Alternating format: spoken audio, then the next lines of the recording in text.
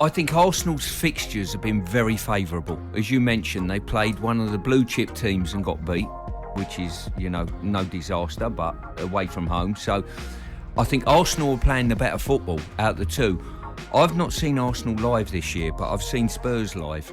And I've been a little bit underwhelmed, if I'm being honest with you. I think they've got some really good results, but I think they've been a little bit disappointing. The Marseille at home game, for a start, it was probably the sending off that's changed the game of the Marseille player, and all of a sudden the game changes. And to be fair, I've been a little bit disappointed. I think they're getting over the line by sheer organisation from the manager and a little bit of stardust with players that can get a goal out of nothing.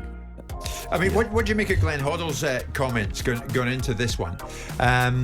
Should style of play matter? If you're getting results, should style of play matter? Hoddle says, it's okay while it's going well, but I'm going to be quite controversial here and say that I can't see too much of a difference between the way Mourinho set the team up and how Conte sets Tottenham up. Spurs fans weren't having Mourinho, but Mourinho was top of the league after a few games.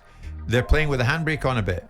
I agree with Glenn in many ways. I've sat in that stadium this season at Tottenham, and I thought the way the team are playing at the moment, very organised and whatever, but they're not playing well. Let's not kid ourselves. They're not playing well within the games, in my opinion. But they're getting results. Does it matter? But the fans are not getting wriggly with it.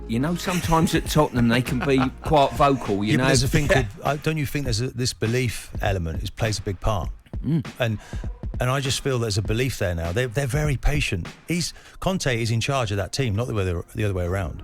They're asked to sit. Every single one of those players has to get behind the ball when they defend. For sure. And there are times in the games, Leicester got beat 6-2. And I tell you now, if you look at that from a tactical point of view, there were periods in that game when you thought Leicester were getting in behind their midfield too, with the wide players coming in off the line. And it was a problem for Spurs. And they didn't seem to know how to manage it. And you thought, the manager will change, he'll panic. No. He just makes them a little bit more compact. And he knows with 3 players up the top of the pitch, at some point we will cause damage. Actually, get into this, Martin. It's interesting. Conte's been talking, but he's been talking a lot about